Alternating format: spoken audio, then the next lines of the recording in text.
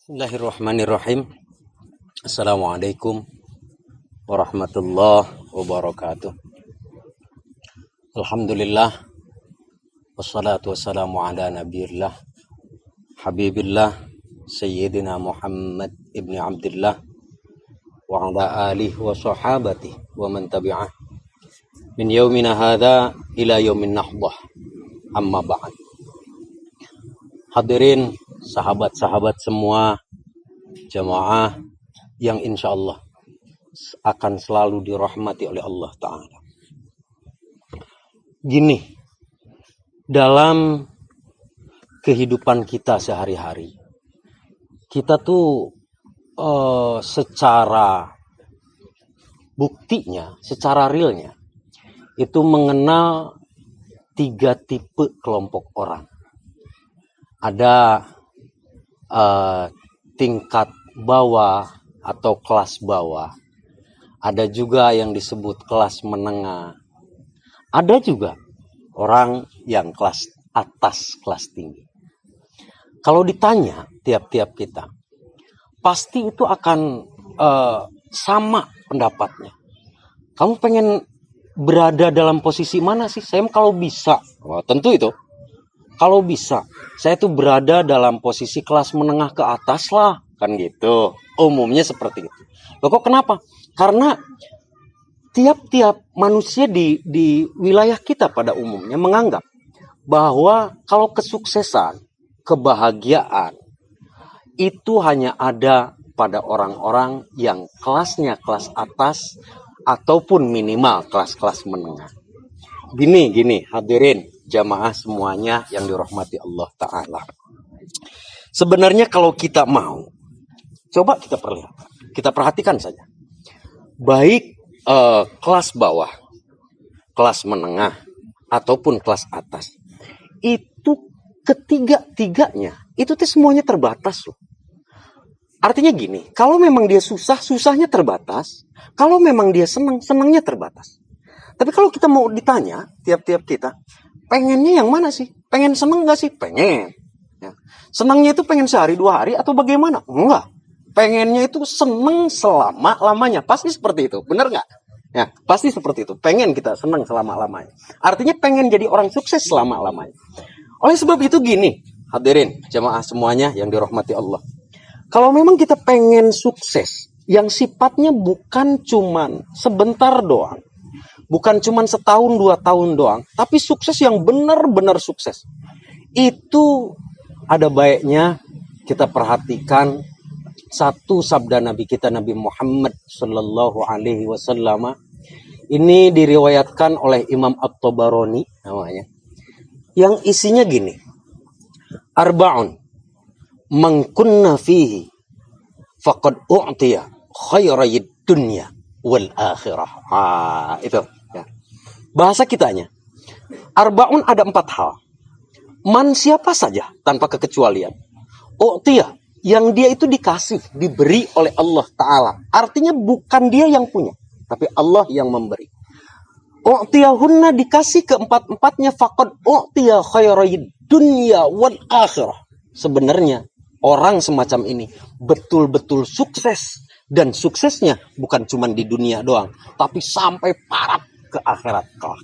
Nah, gitu ya. Jadi ada satu kesuksesan, ternyata kesuksesan ini bukan cuma di dunia doang, bukan cuma sebentar doang, tapi dunia sampai ke akhirat.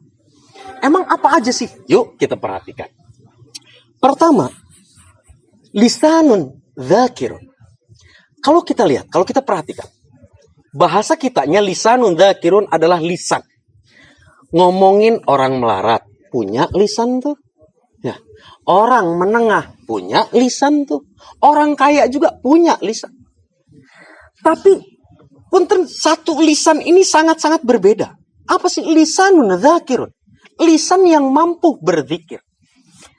Orang melarat itu mampu makan loh. Orang kaya juga bisa makan. Orang menengah juga bisa makan. Tapi dari ketiga-tiganya yang makan ini, punten, apakah mampu dia untuk berzikir saat makan? Ini pertanyaan. Lisan semuanya punya. Siapapun punya. Tapi lisanun dzakirun. Inilah yang akan mengakibatkan, yang akan membuat seseorang itu mampu untuk menjadi orang yang betul-betul sukses. Loh, kok kenapa gini? Kalau diomongin yang namanya susah-susah nih ya. Susah-susah. Melarat, susah. Jadi janda, susah. Begitu ya. Terus jomblo, kan itu ya, susah itu ya, ribet. Nih bodoh amat lah. Dia mau janda kek, mau perawan kek, mau duda kek, mau jejaka kek, mau jomblo kek, mau enggak kek. Yang jelas kesemuanya punya lisan loh. Nah, semuanya punya lisan. Yang jadi masalah bukan jomblonya, bukan punya pacarnya, bukan ini itunya. Dia mampu tidak berzikir dalam jomblo. Itulah. Mampu tidak dia berzikir dalam kesulitan itu sendiri. Ya, mampu tidak dia berzikir. Nih, orang sampai mampu loh. Oh, apa tuh namanya kuliah jauh-jauh, ya, belajar jauh-jauh, ngaji jauh-jauh, mampu dia. Urusannya mampu nggak dia berzikir saat kuliah? Mampu nggak dia berzikir saat tidak kuliah? Itu yang paling berbahaya sebenarnya. Itu yang pertama, jangan. Dah, ya. Itu yang pertama yang akan membuat seseorang itu akan menjadi orang yang sukses. Beres. Lantas apa lagi? Yang kedua, qalbun syakirun. Hati yang selalu bersyukur. Kalau ngomong-ngomong hati, siapa sih nggak punya hati? Orang melarat, boga hati. Kan gitu lain. Ya. Nu beunghak, boga hati. Ya. Jomblo, punya hati. Yang punya pacar, punya hati. Tapi urusannya bukan punya hati atau enggak. Hati yang punya fungsi. Emang apa sih fungsi hati yang sebenarnya? Nah ini. Hati sebenarnya yang berfungsi itu adalah hati yang syakir. Hati yang selalu bersyukur. Cuman masalahnya gini kadang-kadang. Syukur itu dianggapnya kita kalau ngomong alhamdulillah. Kalau kita ngomong berzikir. Dianggap bukan seperti itu. Syukur itu pada dasarnya adalah memanfaatkan fasilitas sesuai dengan apa yang diperintahkan. Itu namanya syukur, Jang. Nah, diulang. Gini. Ini salah satu contoh aja. Seorang ASN dikasih motor atau dikasih mobil, kan gitu ya. Tatkala ASN tadi berangkat ke satu tempat dan berangkatnya ini karena tujuan kerjaan yang disuruh oleh negara. Maka dia tatkala memakai motornya itu disebutnya teh bersyukur, mensyukuri motor. Loh kok kenapa mensyukuri motor? Karena dipakai untuk melakukan tugas negara. Dah.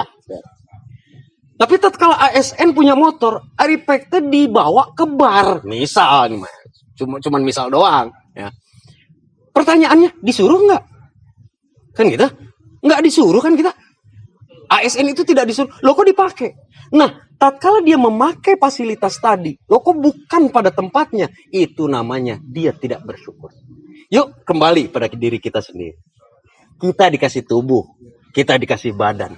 Dan memang apa sih fungsi kita? Apa sih tugas kita sebenarnya? Tugas kita ternyata wa ma khalaqtul jinna wal insa illa liya'budun. Saya tidak pernah, kata Allah, menciptakan manusia dan jin kecuali untuk ibadah doang. Nah, artinya tatkala kita diciptakan oleh Allah Ta'ala, dari mulai telinga kita diciptakan, mata kita itu tuh nggak ada pabriknya kan. Nah, kaki kita itu nggak ada barangkali mau ganti kaki pakai kaki racing misal ya, pakai nggak bisa Kang. Gimana juga nggak bakalan pernah bisa ya. Terus mau ganti tangan pakai tangan yang lebih keren nggak bisa. Ya, itu tatkala semuanya itu dipakai sesuai dengan apa yang diperintahkan oleh Allah Ta'ala, itu sebenarnya kita sudah mensyukuri kepada Allah Ta'ala. Dan itu sebenarnya berawal dari jiwa kita, berawal dari hati kita. Itu nukabarah itu. Yang kedua. Yang ketiga. Apa sih yang ketiga? Yang ketiga, wabadanun alal balai sabir. Tubuh. Nah, kembali. Orang melarat punya tubuh nggak? Punya. Orang menengah punya tubuh nggak? Punya. Orang kaya punya tubuh nggak? Ternyata semuanya punya. Ya. Tapi yang jadi masalahnya, kuat atau tidak?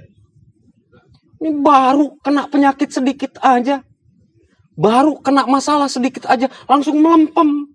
Bahkan punten-punten ada istilah ngajinya belum, sakitnya udah.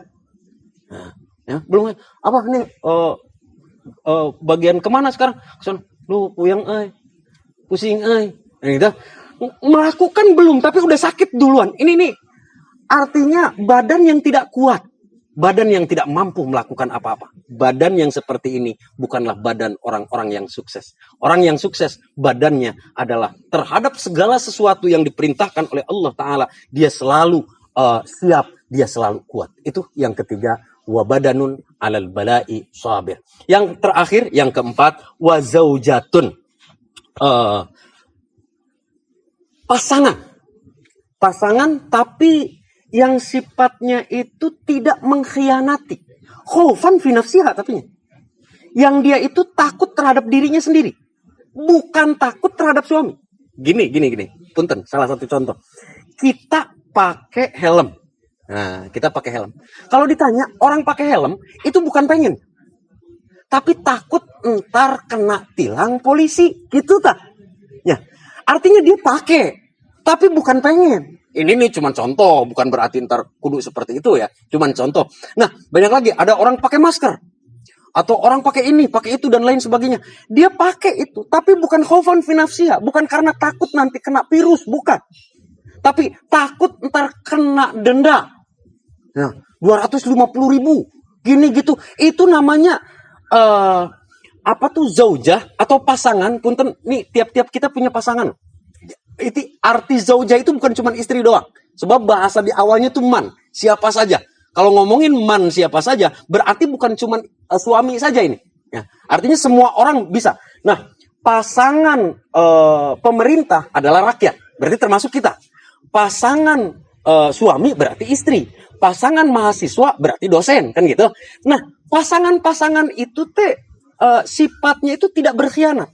Mahasiswa tidak berkhianat terhadap dosennya. Dosen tidak berkhianat terhadap mahasiswanya. Bukan karena takut nanti kena KPK, bukan. Tapi khaufan fi nafsiha. Takut terhadap dirinya sendiri. Khawatir ntar Allah Ta'ala yang akan menghancurkan dirinya sendiri nanti di akhir. Itu 4 hal yang perlu diperhatikan kalau memang pengen jadi orang yang sukses. Pertama, lisan. Semua orang pasti punya. Yang kedua, hati yang selalu bersyukur. Yang ketiga, tubuh yang kuat. Dan yang terakhir adalah pasangan yang tidak pernah berkhianat karena takut terhadap dirinya sendiri. Segitu aja. Mudah-mudahan ini ada manfaatnya buat saya dan buat kita semua pada umumnya. Wallahul muwaffiq ila aqwamit thariq. Wassalamualaikum warahmatullahi wabarakatuh.